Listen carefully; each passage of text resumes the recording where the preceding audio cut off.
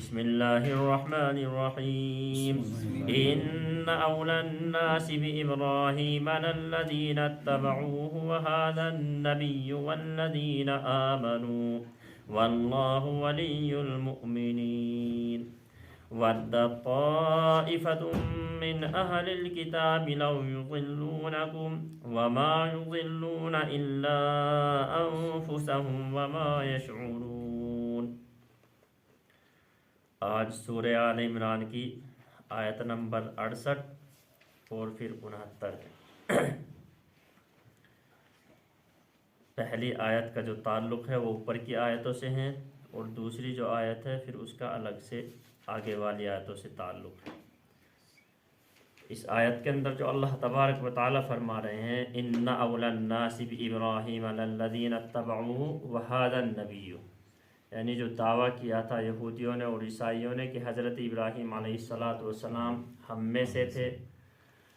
تو اسی کو اللہ تبارک و تعالیٰ نے فرمایا ان اولی الناس بابراہیم، کہ ابراہیم کی جو مناسبت تھی یعنی حضرت ابراہیم علیہ السلام کے ساتھ جو سب سے زیادہ مناسبت تھی وہ ان لوگوں کی تھی جو حضرت ابراہیم علیہ السلام پر ایمان لے کر کے آئے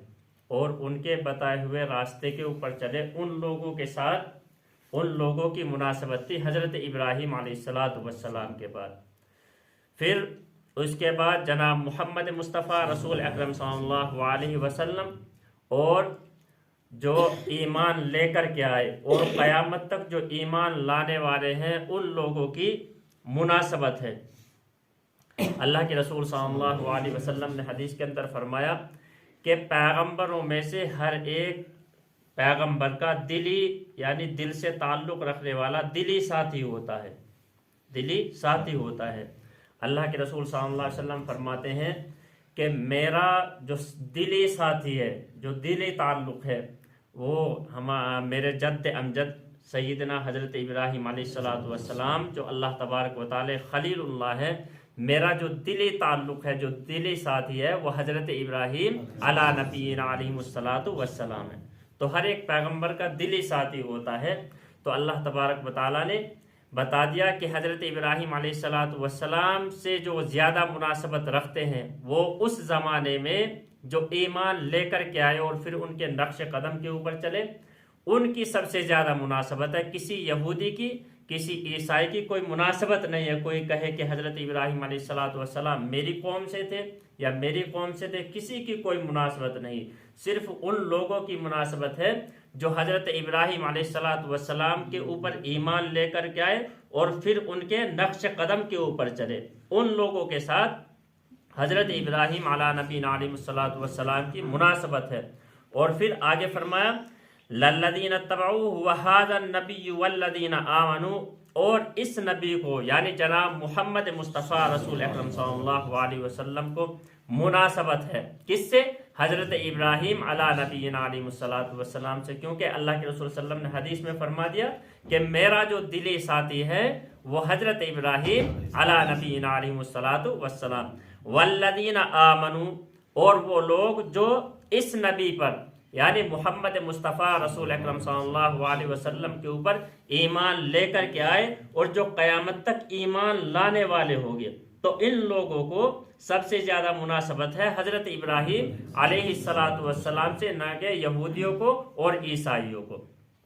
واللہ ولی المؤمنین، اور اللہ تبارک و تعالی ہی مسلمانوں کا مددگار ہوتا ہے۔ پھر آگے کی آیت کے اندر فرمایا وَدَّ طَائِفَةٌ مِّنْ أَهْلِ الْكِتَابِ لَيُضِلُّونَكُمْ، یہاں سے اللہ تبارک و تعالیٰ نے یہودیوں کی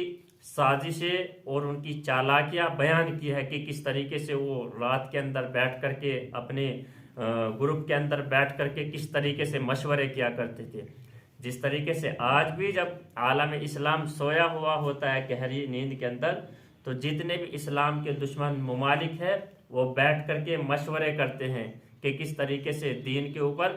جال بچھایا جائے، مسلمانوں کے اوپر جال بچھایا جائے، طرح طرح کی دین کے اندر کس طریقے سے کفر اور ارتداد پھیلایا جائے جس سے ایک مسلمان کا ایمان ختم ہو سکے۔ تو اسی طریقے سے وہ بھی بیٹھ کر کے مشورے کیا کرتے تھے۔ تو انہی کو اللہ تبارک و تعالیٰ نے یہاں بیان فرمایا، ان کا سب سے بڑی چال جو تھی سب سے خطرناک جو چال تھی وہ یہ تھی کہ ان میں سے کچھ لوگ صبح کے وقت مسلمان ہو جایا کرتے تھے جا کر کے اللہ کے رسول صلی اللہ علیہ وسلم کی خدمت میں، اور پھر وہاں جا کر کے نماز بھی پڑھتے تھے، احکام بھی سنتے تھے اللہ کے رسول صلی اللہ علیہ وسلم۔ پھر جب شام کو واپس آتے تھے تو پھر اپنی اسی حالت کے اندر جو منافقانہ ان کا رویہ تھا اسی کے اوپر آ جایا کرتے تھے۔ اور اس کی وجہ کیا تھی وہ ایسا کرتے تھے؟ وہ ایسا اس لیے کرتے تھے کہ جو کمزور ایمان والے ہیں، جو ضعیف الایمان ہیں، جو محمد مصطفیٰ رسول اکرم صلی اللہ علیہ وسلم کے اوپر ایمان لے کر آئے لیکن ان کو ابھی کچھ شکوک و شبہات رہتے تھے، کچھ شکوک رہتے تھے ایمان کے اندر، تو وہ اس لیے کرتے تھے کہ جب چونکہ اہل عرب کے اندر، مدینے کے اندر، مکے کے اندر جو اہل علم تھے وہ یہودی تھے، تو وہ اس لیے کرتے تھے کہ جب یہ ہم کو دیکھیں گے کہ جو یہ اہل علم ہے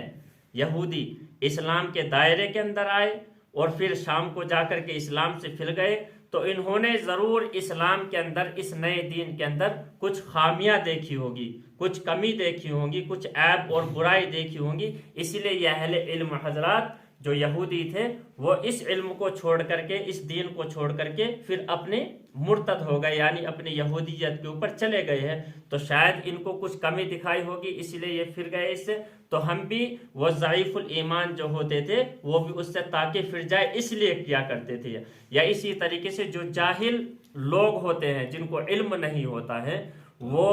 جب ان چیزوں کو سنیں گے کہ یہ اہل علم یعنی یہودی جو ایمان لے کر کے آئے اور پھر شام کو یہ واپس بھی ہو گئے اس اسلام کو چھوڑ کر کے، دین کو چھوڑ کر کے، تو ضرور اس نئے دین کے اندر یعنی جو محمد مصطفیٰ رسول اکرم صلی اللہ علیہ وسلم لے کر کے آئے ہیں کچھ کمی اور برائیاں ہیں، اسی لیے یہ اس سے دور ہو گئے ہیں، مرتد ہو گئے، تو اس لیے یہ چال بازی کیا کرتے تھے۔ تو اللہ تبارک و تعالی اسی کو بیان فرمایا،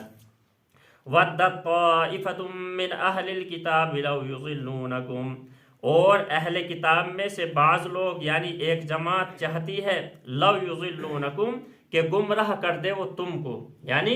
اسلام سے دور کر دے، مرتد کر دے تم کو، جیسے قرآن کریم کے اندر اللہ تبارک و تعالیٰ نے دوسری جگہ فرمایا وَلَن تَرْضَىٰ عَنْكَ الْيَهُودُ وَلَن نَّصَارَىٰ حَتَّىٰ تَتَّبِعَ مِلَّتَهُمْ۔ اللہ کے رسول صلی اللہ علیہ وسلم کو حکم دیا جا رہا ہے کہ اے محمد صلی اللہ علیہ وسلم یہ آپ سے اس وقت تک خوش نہیں ہوں گے نہ یہودی نہ عیسائی نصارہ حتیٰ تتبع ملتہم، یہاں تک کہ آپ ان کے قدم بقدم ان کی اتباع نہ کر لیں، اس وقت تک یہ آپ سے خوش ہونے والے نہیں ہیں۔ تو اسی کو بیان فرما وما یضلون الا انفسہم، اور یہ گمراہ نہیں کر رہے ہیں مگر اپنے آپ کو، وما یشعرون، اور حالانکہ یہ محسوس نہیں کر رہے ہیں اس چیز کو۔ اپنے آپ کو کیسے گمراہ کر رہے ہیں؟ ایسے کر رہے ہیں کہ اللہ تبارک و تعالیٰ نے جو اہل علم تھے یہودیوں میں، یعنی جو جانتے تھے یہودی جو کہ توریت کا اور انجیل کا علم رکھتے تھے، جو اہل علم تھے وہ تو تمام چیزوں کو جانتے تھے، جو اللہ کے رسول صلی اللہ علیہ وسلم کی جو تمام دلائل نبوت کے متعلق توریت کے اندر بیان کی گئی، اسی طریقے سے انجیل کے اندر بیان کی گئی، وہ تو اس کے اوپر خوب اچھے طریقے سے واقفیت رکھتے تھے اس کے متعلق، تو ان چیزوں کو جاننے کے باوجود وہ ایمان لانے والے نہیں ہوئے، ایمان کے دائرے کے اندر نہیں رہے، تو اسی لیے فرمایا وما یضلون الا انفسہم، اور وہ دھوکہ نہیں دے رہے یعنی گمراہ نہیں کر رہے ہیں مگر اپنے ہی آپ کو، یعنی سچ